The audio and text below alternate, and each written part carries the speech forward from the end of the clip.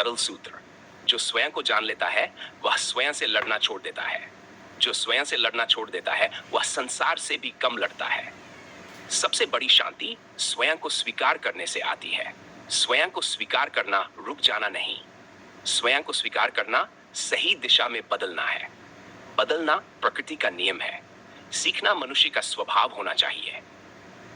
जो सीखता है वही आगे बढ़ता है। जो आगे बढ़ता है वही जीवन को गहराई से समझता है।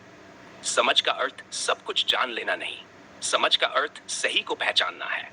सही को पहचानने के लिए निष्पक्ष होना आवश्यक है। निष्पक्ष होने के लिए ईमानदार होना आवश्यक है। ईमानदार होने के लिए स्वयं को देखना आवश्यक है। स्वयं को देखने के लिए शांत होना आवश्यक है। शांत होने के लिए रुकना आवश्यक है। रुकना हार नहीं है। रुकना समझ की शुरुआत है।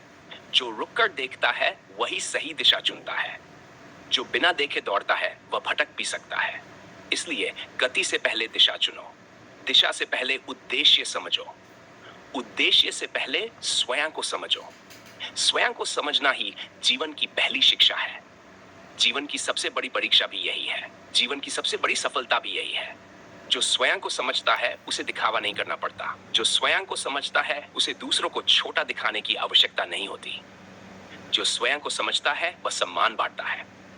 सम्मान बांटने से सम्मान घटता नहीं।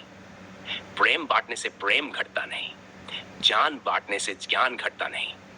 करुणा बांटने से करुणा घटती नहीं। मुस्कान बांटने से मुस्कान घटती नहीं। अच्छा व्यवहार बांटने से अच्छाई घटती नहीं। जितना बांटो उतना बढ़ता है। जितना छिपाओ उतना सिमटता है। जीवन का मूल्य इस बात से नहीं कि तुमने कितना पाया। जीवन का मूल्य इस बात से है कि तुमने कितना समझा। जीवन का मूल्य इस बात से है कि तुमने कितना सीखा। जीवन का मूल्य इस बात से है कि तुमने कितना प्रेम किया।